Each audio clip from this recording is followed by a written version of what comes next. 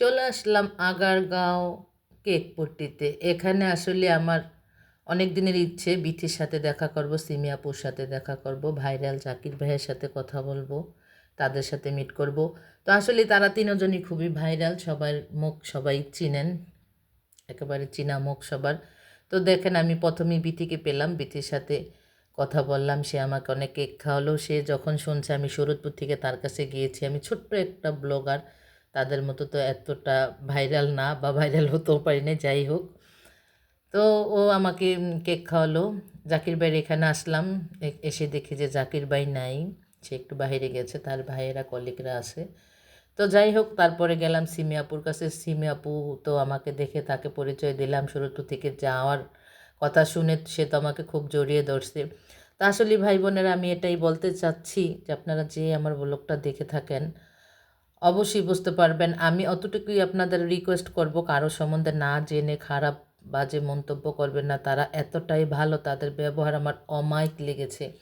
বিথি আপু, চিমি আপু, তারা কিন্তু অনেক অনেক ভালো বিহেভ করেছে। আসলে একটা মানুষ 10 জনের মন জয় করে চলতে পারে না। দেখেন ওরা আমার সাথে পিক তুলেছে, খুবই আন্তরিকতা দেখিয়েছে, অনেক অনেক অমায়িক ভালো লেগেছে। আলহামদুলিল্লাহ, তাদের ব্যবহারে আমি খুবই সন্তুষ্ট হয়েছি। অনেক সেলিব্রিটির সাথে ওখানে আমার সাথে দেখা। তো দেখেন বিতি কিন্তু আবার আমাকে তার কি লাখ কেক নাকি, যাই হোক, এই কেকের ভিতরে নাকি টাকা ভরা আছে, সে আমাকে এই কেক খাওয়াবে। তো এই টাকার ভিতরে কিন্তু, সরি, কেকের ভিতরে কিন্তু আমি টাকা পেয়েছি 20 টাকা। এই 20 টাকায় আমার কাছে মনে হয়েছে আসলেই লাখ টাকা। এতটা সবাই আনন্দ করেছে এখানে। ও নিজে আমাকে কেকটা কেটে দিয়েছে, বলছে আপু কোথা থেকে খাবা। তো আমি দেখানোর পরে সে আমাকে অনেক হেল্প করলো। তো আসলে কারো সম্বন্ধে না জেনে বাজে ইঙ্গিত করা ভালো না, আমার অনেক ভালো লাগছে।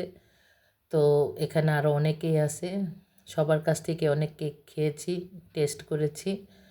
সবাই যেন উন্নত করতে পারে, ভালো করতে পারে, ভালো কিছু করতে পারে সামনে, সবার জন্য দোয়া করবেন। বাট সবাই আমার জন্য কিন্তু দোয়া করবেন বেশি বেশি। তো ওদের নিয়ে কেউ আর বাজে মন্তব্য করেন না। আসলে দেখলেই একরকম, আর না দেখে মানুষের সম্বন্ধে বাজে মন্তব্য করা, এটা তো আমাদের গুনাহ হয়, তাই না? মানুষের সামনে গেলে বোঝা যায় কে কেমন।